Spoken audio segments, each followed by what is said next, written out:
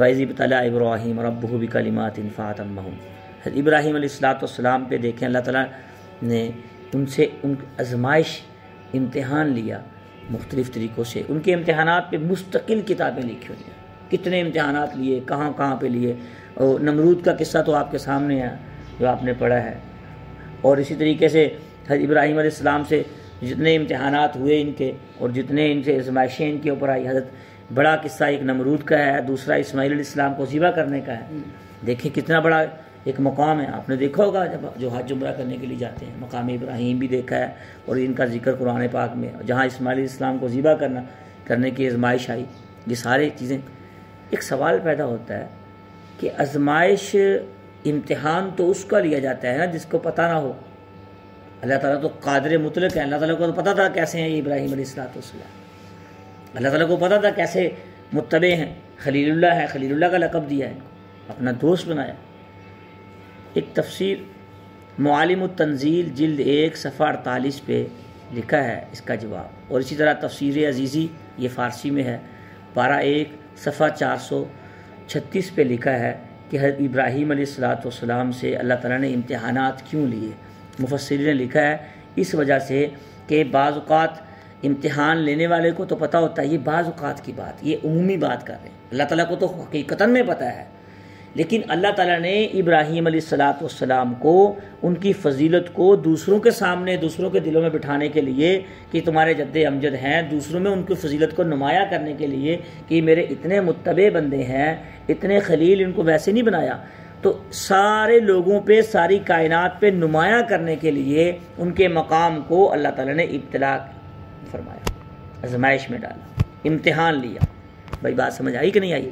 تو مقصد یہ ہے بات کا کہ جو اگر کسی کے مستشرق کے جو قرآن کی واضح آیات کو ترجمے کو دیکھ کے لے جی اللہ تعالیٰ کو امتحان کی کیا ضرورت پڑ گئی، بھائی اللہ تعالیٰ کو ضرورت نہیں تھی، اللہ تعالیٰ کے تو علم میں ہے، وہ تو قادر مطلق ہے، اس کو تو اللہ تعالیٰ کے تو علم میں یہ بھی ہے، پیدا ہونے سے پہلے ہی یہ کیسے بندے ہیں، کیا ان کے اعمال ہوں گے، کن کن امتحانات میں ڈالوں گا، ساری زندگی اور ساری کائنات اللہ تعالیٰ کے سامنے، یہ زمانے انسانوں کے لیے ہیں، بڑے پوائنٹ کی بات ہے یہ، جیسے ماضی، حال، مستقبل، پاسٹ، فیوچر، حال، یہ اللہ زمانے سے پاک ہے، اللہ تعالیٰ کے سامنے حال ہی حال ہے، موجودہ ہی موجودہ، اللہ تعالیٰ کے لیے گزری ہوئی چیز کوئی نہیں ہے، یہ بندوں کے لیے گزری ہوئی چیزیں ہیں، یہ ہمارے لیے کل ہے، آج ہے، یہ کل آئے گا، اللہ تعالیٰ کے لیے ساری کائنات اس کے سامنے ہے، اللہ تعالیٰ کے لیے کوئی زمانہ نہیں، وہ زمان اور مکان ساری چیزوں سے پاک ہے۔ تو اللہ تعالیٰ کا مقصد یہ تھا تاکہ پوری کائنات میں نمایاں کریں ان کے مقام کو، اس لیے تو خلیل اللہ کا لقب دیا اللہ تعالیٰ نے، قال انی جاعلک للناس اماما فاتمہن، سارے امتحانات کا رزلٹ اللہ تعالیٰ نے خود ہی کہ ان کو کامل پایا اپنے ہر امتحان میں۔ قال انی جاعلک للناس اماما، اللہ تعالیٰ نے دیکھیں پھر کس کا، کوئی بھی کام ہے اگر آپ اپنے نفس کو ڈبا کے تنہائی اور مجلس ایک کر لیں گے، تنہائی میں کوئی نہیں دیکھ رہا ہوتا نا، اس کی مثال روزے سے ہی لے لیں آپ، اب ٹھنڈا پانی ہے، گرمی ہے، پیاس لگی ہوئی ہے، بھوک لگی ہوئی ہے، کوئی نہیں دیکھ رہا، تو صرف اللہ کی ذات دیکھ رہی ہے، ٹھنڈے پانی میں بندہ پانی نہیں پیتا، نہیں یار میرا اللہ دیکھ رہا ہے، یہ ایمان ہے انسان کا، اس لیے فرمایا نا الصوم لی وانا اجزی بہ، اگر روزے کی طرح ہو جائے انسان کی زندگی، کیسے؟ جس طرح رمضان میں ہم روزے کی حالت میں ہوتے ہیں، کچھ کھاتے پیتے نہیں، اللہ دیکھ رہا ہے، جبکہ چھپ کے کھا سکتے ہیں، اسی طرح گناہ کے معاملے میں بھی ایسے ہو جائے نا کہ نہیں میرا اللہ دیکھ رہا ہے، تو اس کا اجر بھی اللہ خود دے گا۔ الصوم لی وانا اجزی بہ، روزہ میرے لیے رکھا، میں اس کو کسی کے لیے اس کا اجر نہیں دوں گا، میں خود اس کو اجر دوں گا، اللہ تعالیٰ کیا دیں گے وہ اللہ ہی جانتا ہے۔ تو ہر عمل میں جب بندہ کسی امتحان میں، آزمائش میں کامیاب ہوتا ہے تو اس کا انعام جب اللہ تعالیٰ کی ذات دیتی ہے، جو اللہ کے لیے کیا ہوتا ہے، بہت بڑا اجر ہوتا ہے۔ اچھا ابراہیم علیہ السلام کو تو امامت بخش دی، ہمیں کیا ملے گا اگر ہم ایسے کریں گے؟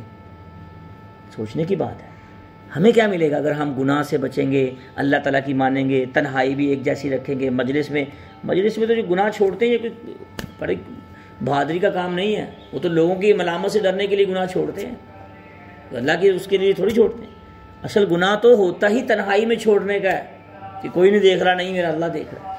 اللہ تعالیٰ ہمیں تنہائی اور مجلس کو ایک کرنے کی توفیق عطا فرمائے۔ اسی کو تقویٰ کہتے ہیں، اسی کو تقویٰ کہتے ہیں، اسی کو تقویٰ بھی کہتے ہیں، اور ہمیں اللہ پاک دیں گے کیا؟ دیکھیں ہر چیز ہماری بنا دیں گے۔ اللہ تعالیٰ فرماتے ہیں حدیث پاک میں آتا ہے میں تمہاری آنکھ بن جاؤں گا، تمہارے ناک اور کان، ہر چیز. کیا مطلب کہ جو انسان تنہائی میں اللہ تعالیٰ کے خوف سے یا اللہ تعالیٰ کی محبت میں گناہ نہیں کرتا تو اس کی ہر چیز اللہ تعالیٰ کی مرضی کے مطابق ہو جاتی ہے. اس کی آنکھ بھی، اس کا کان بھی، اس کا دل دماغ بھی، اور اس کا بدلہ اللہ تعالیٰ دنیا میں بھی دیتے ہیں اور آخرت میں بھی اللہ تعالیٰ اس کا بدلہ. ابراہیم علیہ السلام کو امتحانوں کا بدلہ کیا دیا کہ ہم نے ان کو امام بنا دیا. قال ومن ذریتی، انہوں نے لالچ کی. ہوتا ہے کہ یا اللہ میری اولاد میں سے بھی ایسا ہوگا. اللہ تعالیٰ نے فرمایا نہیں، اولاد میں صرف وہی لوگ ہوں گے جو نیک اعمال پہ چلیں. بنی اسرائیل کی نفی ہوگی اس سے، جنہوں نے کتاب کو بدل لیا، اور یہود و نصارہ کی نفی ہوگی اس سے. لا ینال، مفسرین لکھا ہے قال لا ینال عہد الظالمین، ظالمین کو، ظالموں کو اس کے اندر شامل نہیں کیا جائے گا اس منصب کے اندر، لیکن جو نیکوکار ہیں ان کو شامل کیا ہے اللہ تعالیٰ نے. وَإِذْ جَعَلْنَا الْبَيْتَ مَثَابَةً لِلنَّاسِ وَأَمْنًا، اور ہم نے بنایا بیت اللہ کو امن کی جگہ اور سب لوگوں کے اکٹھے ہونے کی جگہ. اور وَاتَّخَذُوا مِن مَقَامِ إِبْرَاهِيمَ مُصَلًّى، یہ ابراہیم، مقام ابراہیم کو نماز کے لیے جگہ بنائے. تو اس کا مطلب مفسرین لکھا، یہ مطلب نہیں ہے کہ جو مقام ابراہیم جو ایک جگہ خاص ہے آپ نے دیکھی ہوگی بیت اللہ کے ساتھ ہے، وہ جگہ نماز کے لیے ہے. مطلب پورا جو مقام ابراہیم، پورا بیت اللہ حرم جسے کہتے ہیں، جو بیت اللہ کی عمارت ہے، اس کی طرف چاروں طرف سے پوری کائنات کے لوگ وہاں منہ کر کے نماز پڑھیں.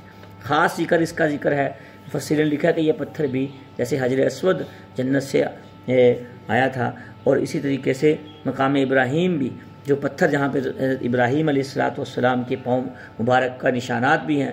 اس پتھر کی خاصیت یہ تھی کہ ابراہیم علیہ السلام نے جب بیت اللہ کو بنایا تو جوں جوں بیت اللہ کی تعمیر اوپر جاتی گئی، یہ خود بخود اوپر ہوتا گیا.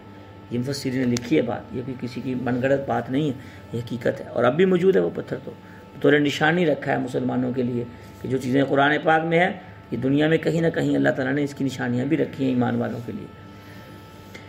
پھر فرمایا وَعَهِدْنَا إِلَىٰ إِبْرَاهِيمَ وَإِسْمَاعِيلَ أَن طَهِّرَ، ہم نے حکم دیا ابراہیم علیہ السلام کو بھی، اسماعیل علیہ السلام کو بھی، یہ کہ پاک رکھیں میرے گھر کو، طواف کرنے والوں کے لیے، اعتکاف کرنے والوں کے لیے، رکوع اور سجدہ کرنے والوں کے لیے. اس پاک رکھنے سے کیا مراد ہے؟ پاک رکھنے سے یہ مراد نہیں ہے کہ اس کو گندگی سے صرف پاک رکھیں. پاک رکھنے سے یہ بھی مراد مفسرین نے لکھا ہے اس کو بتوں سے بھی پاک رکھیں، کفر اور شرک سے بھی پاک رکھیں، غیر اللہ کی عبادت سے بھی پاک رکھیں، ظاہری نجاست سے بھی پاک رکھیں، اور مانوی نجاست سے بھی پاک رکھیں. اور جو لوگ اب بھی وہاں جا کے غیر اللہ کو یاد کرتے ہیں، سامنے بیت اللہ ہے اور طواف کر رہے ہیں اور یاد دوسروں کو کر رہے ہیں کہ مجھے تو فلاں بندے نے بھیجا اور فلاں بندے کی وجہ سے میں آیا ہوں، نہیں، ہمیں اللہ نے بلایا ہے، ہم اللہ تعالیٰ کی وجہ سے آئے ہیں. ہم نے نسبتیں غلط کر دی ہیں. وہاں کون بلاتا ہے؟ پیسے سے حج عمرے تھوڑی ہوتے ہیں. کروڑ پتی لوگ یہاں مرتے اگر پیسے سے حج عمرے ہوتے. میں نے بہت سے لوگ دیکھے ہیں حج عمرہ نصیب ہی نہیں ہوتا. بھائی یہ قبولیت سے ہوتے ہیں، یہ اللہ تعالیٰ کی طرف سے بلاوا آتا ہے، یاد رکھیں. ہاں، تو اس لیے وہاں جا کے بھی کسی غیر کو دل میں رکھنا، یہاں تو رکھے ہوئے ہیں بہت سارے لوگ، بہت سارے لوگوں کو، مخلوق کا مخلوق کو دل میں رکھنا یا اس کو اپنے معاملات میں یہ سمجھنا کہ میرے معاملات بہتر کرنے میں اس کا ہاتھ ہے، اللہ کے علاوہ کسی کو سوچنا یا سمجھنا، یہ شرک ہے. جیسے مثال دیتا ہوں میں چھوٹی سی لے لیں. ساڑھے تھے جی پیر صاحب دی نظر ہے، نظر کرم ہے ساڑھے تھے. ایک ہوتا ہے دعا ہے اللہ والوں کی، وہ ہوتی ہے، ہونی بھی چاہیے، کروانی بھی چاہیے، اللہ والوں کی صحبت بھی اختیار کرنی چاہیے. لیکن اللہ والوں کو اپنے ساتھ سمجھنا کہ میرے اوپر نظر ہے، مجھے دیکھتے ہیں، میرے ہر کام کو دیکھتے ہیں، وہ تو اللہ کے سوا کوئی بھی نہیں دیکھتا، وہ تو اللہ کے سوا کوئی جانتا بھی نہیں.